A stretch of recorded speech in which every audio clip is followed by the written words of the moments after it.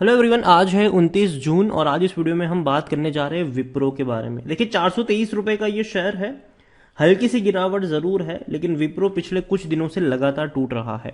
देखिए हम सब जानते हैं कि अमेरिकी बाजारों में गिरावट का माहौल है और ऐसे में इंडियन आईटी कंपनियों में लोगों का इंटरेस्ट जो है वो कहीं ना कहीं कम हो चुका है, क्योंकि जाहिर सी बात है इंडियन आईटी इंडस्ट्रीज जो है वो जनरली डिपेंडेंट है यूएस कंपनीज के ऊपर।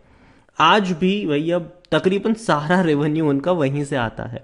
वीडियो में डिस्कस करेंगे विप्रो के बारे में कि खरीदारी के यहाँ पर मौके हैं कि नहीं और क्या चीजें आपको ध्यान में रखनी चाहिए। वीडियो को शुरू करूँ उससे पहले अगर आपने अभी तक चैनल को सब्सक्राइब नहीं किया है तो प्लीज अभी इसे सब्सक्राइब कर लीजिए, क्योंकि आगे भी बहुत सारे वीडियोस हैं जो आपको काफी ज्यादा हेल्प करेंगे। तो 423 रुपए का शेयर है विप्रो का। हल्की सी गिरावट आज जरूर आई है और पिछले एक महीने में अगर हम देखें तो पिछले एक महीने में विप्रो के शेयर में 9% से भी ज्यादा की गिरावट है। शेयर टूट के 405 रुपए तक भी गया था, वहां से दोबारा थोड़ा बहुत बाउंस बैक करने की कोशिश जरूर कर रहा है, लेकिन अभी भी सिचुएशन थोड़ी सी अनक्लियर जरूर है। एक साल की अगर हम बात करें तो पिछले एक साल में विप्रो के शेयर में 22% जितनी गिरावट देखने को मिली है। और देखिए शुरुआती गिरावट तो देखने को मिल रही थी, इस साल की शुरुआत से ही गिरावट हमें देखने को मिल रही थी।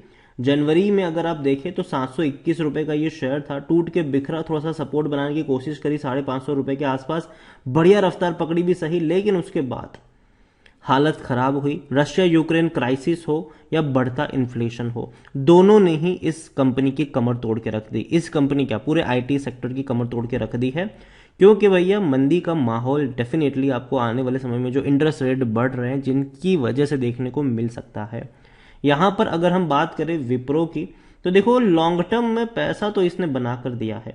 विप्रो अगर आप देखें तो साल 2000 में भैया अपने पीक पे था ये। उस वक्त अगर आप देखो तो ये शेयर ट्रेड कर रहा था 350 रुपए के आसपास। बाद में हमने ऐसी गिरावट भी देखी कि ये हो गया 40 रुपए के करीब का, ठीक है। फिर धीरे धीरे भागता चला गया और इवन थोड़ा थोड़ा ग्रोथ डेफिनेटली यहां पर देखने को मिला, और कोविड के वक्त ये एकदम से फट गया, बड़ी तेजी थी। आज भी हम ये एग्जाम्पल देते हैं कि अगर आज से 40 साल पहले 42 साल पहले अगर आपने विप्रो में निवेश किया होता, 10,000 रुपए भी आपने लगाए होते, तो आज उसकी कीमत 1,600 करोड़ रुपए हो चुकी होती। तो काफी लोग सामने ये भी कहते हैं कि तब 10,000 की कीमत भी तो ज्यादा थी, लेकिन अगेन कह दूं उतनी ज्यादा नहीं थी जितनी आज 1,600 करोड़ की है, ठीक है। विप्रो को लेकर अगर आप देखें तो लार्ज कैप शेयर है, 2,31,000 करोड़ से भी ज्यादा का इसका मार्केट कैप है। वॉल्यूम 40 लाख के आसपास देखने को मिल रहे हैं। प्रमोटर से लेकर बड़े बड़े फंड हाउसेज विप्रो में इन्वेस्टेड है और बड़ी क्वांटिटी में इन्वेस्टेड है। भले ही मार्केट अभी आपको टूटता नजर आ रहा है, और again according to Moneycontrol user 50-50 का रेशियो है। 50% लोग कह रहे खरीदो, 50% लोग कह रहे कि बेच दो। मेरी सलाह यह होगी कि इस लेवल पर बेचने का मौका तो पहली चीज नहीं है, बेचना तो नहीं चाहिए। इसका मतलब यह भी नहीं है कि भैया एकदम से बाउंस बैक करेगा, जी नहीं। ये अब कुछ वक्त बिताएगा इस रेंज में, और हो सकता है कि 400 रुपए के आसपास दोबारा आपको ट्रेड करता देखने को मिल भी जाए। यहां पर हम देखें तो जून महीने में, अगर आप देखें इसी जून महीने में 2 ट्रेड हुए हैं। एक खरीदारी के, बिकवाली के 9,910 शेयर्स बेचे गए हैं, कंपनी के डेजिग्नेटेड पर्सन है उनकी तरफ से। एक और की तरफ से खरीदे गए हैं तकरीबन 18,000 शेयर। तो देखा जाए तो कोई उतना बड़ा नेगेटिव पॉइंट यहां पर नहीं है। यहां पर आप विप्रो के रेवेन्यू देखो, बड़ा जंप है। 62,000 करोड़ का रेवेन्यू आज 80,000 करोड़ तक पहुंच चुका है। तो भैया हम सब जानते हैं कि 2022 में छप्पड़ फाड़ के रेवेन्यू सबका आया है, और सिर्फ रेवेन्यू ही नहीं प्रॉफिट भी आया है। 12,235 करोड़ से भी ज्यादा का मुनाफा इस कंपनी ने कमाया है फाइनेंशियल ईयर 2022 में, जो कि बेहतरीन प्रॉफिट आप कह सकते हो इसका। विप्रो में अगर हम देखें, विप्रो में अगर आप देखने की कोशिश करो तो खरीदारी करने का सही मौका, क्योंकि शेयर ओवरबॉट जोन में नहीं है, कोई भी रेड फ्लैग नजर नहीं आ रहा है। 19 का इसका पी है, जो सेक्टर पी 25 से तो कम ही है। मतलब सस्ते कीमत पर अभी ये मिल रहा है। आने वाले दिनों में हो सकता है कि थोड़ा और सस्ता भी मिल जाए आपको। अगेन विप्रो ने जो पैसा बनाकर दिया है वो कभी डिविडेंड से बनाकर नहीं दिया है। ये पहली बार है, मतलब बड़े लंबे अरसे बाद है कि विप्रो ने 1 रुपए से ज्यादा का आपको डिविडेंड पे किया। इस साल फाइनेंशियल ईयर 2020 मतलब इस साल 2022 में देखें तो पहले 1 रुपए का पे किया था जनवरी में, अभी 5 रुपए का पे किया है। वरना इससे पहले विप्रो जो है वो 1-1 रुपए का ही डिविडेंड पे करती थी।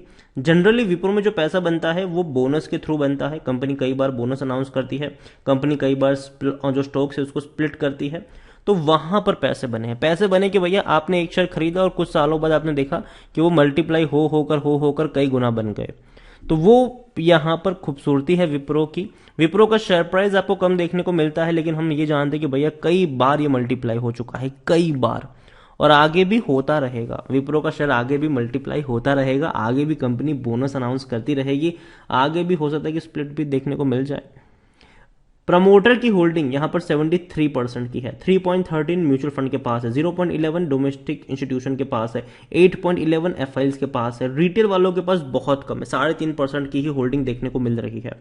अदर पार्टीज जो बड़े बड़े लोग यहां पर भी आते हैं उनके पास 12% से भी ज्यादा की होल्डिंग है। तो देखो विप्रो को लेकर मैं कहूंगा कि डेफिनेटली अभी का जो माहौल है वो आईटी इंडस्ट्रीज के लिए उतना सही तो नहीं कहूंगा मैं इसको, लेकिन इसका मतलब ये नहीं है कि भैया डर के मारे आप बेचना शुरू कर दो।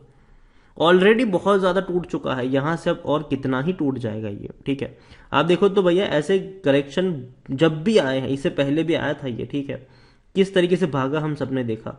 बीच बीच में टूटता रहता है विप्रो का शेयर, लेकिन हर बार बाउंस बैक करता है, और जब भी टूटता है खरीदारी के मौके भी उसी वक्त बनते हैं। तो नजर होनी चाहिए विप्रो के ऊपर। और अभी भैया ग्लोबली सिचुएशन ही ऐसी है कि थोड़ी बहुत परेशानी होगी, लेकिन ये टेम्पररी फेज है। लॉन्ग टर्म में ग्रोथ परमानेंट आपको देखने को मिलेगा इन कंपनियों में। कैश रिच कंपनी है भैया, रेवेन्यू भी बेहतर है, प्रॉफिट भी इनका बेहतर है, इनको इन्वेस्टर ढूंढने के लिए जाने की जरूरत नहीं पड़ती है, ठीक है। तो यही कहूंगा, नजर रखो इस कंपनी के ऊपर। डेफिनेटली एक मामला जरूर है जो इनको परेशान कर रहा था, वो था रेजिग्नेशन वाला, लेकिन अभी हालत ऐसी हो रही है बाजार में कि भैया जो स्टार्टअप्स है वही लोगों को नौकरी से निकाल रहे हैं। तो कहीं ना कहीं लोग स्टेबल जॉब के पीछे जाना पसंद करेंगे, जहां पर इन्फोसिस, विप्रो, टीसीएस जैसी बड़ी कंपनी आपको देखने को मिल सकती है। तो जो रेजिग्नेशन वाला जो इनका दिक्कत थी इन बड़ी कंपनी की, मुझे था कि वो शॉर्ट टर्म का फेज था। आने वाले दौर में लोग बड़ी कंपनी में जाना पसंद करेंगे भी। हालांकि startups culture again short term के लिए दिक्कत में है, लेकिन लॉन्ग टर्म के लिए स्टार्टअप भी बेहतर ही नहीं होने वाला है। तो विप्रो खरीदारी करी है, बने रहो। और जहां तक बात है फ्रेश बाइंग की, 400 रुपए के आसपास मिले खरीदारी के मौके वहां पर बन सकते हैं, लेकिन नजरिया लॉन्ग टर्म का होना चाहिए। शॉर्ट टर्म में कोई बड़ा चमत्कार यहां पर होने वाला है नहीं। सिचुएशन अभी भी आईटी कंपनी के लिए उतनी ज्यादा पॉजिटिव है नहीं, तो लॉन्ग टर्म का नजरिया रखिएगा। लॉन्ग टर्म में डेफिनेटली चीजें और बेहतर होने वाली है इनके लिए, और चीजें भी इनके हिसाब से टर्न अराउंड होती हुई नजर आ सकती है। और विप्रो के साथ साथ एक और कंपनी है जिस पर आपकी नजर होनी चाहिए, वो है इन्फोसिस। ये भी भैया हैवीली करेक्ट हो चुका है, 1900 रुपए के आसपास ट्रेड कर रहा था, वहां से ये टूटकर नीचे आया है, और एक साल के सबसे लो प्राइस के आसपास ही ट्रेड कर रहा है। तो यही कहूंगा कि इन्फोसिस पे भी नजर होनी चाहिए। 1400 रुपए के नीचे अगर इन्फोसिस का शेयर मिलता है तो खरीदारी के लिए लायक जरूर बनेगा ये। वीडियो को यहीं पे एंड करूंगा। पसंद आया हो तो लाइक कर, शेयर कर, चैनल पर अगर पहली बार आए तो प्लीज सब्सक्राइब करो। और विप्रो के बारे में आप क्या सोचते हैं वो भी आप मुझे कमेंट में लिख कर बता सकते हैं। Thank you.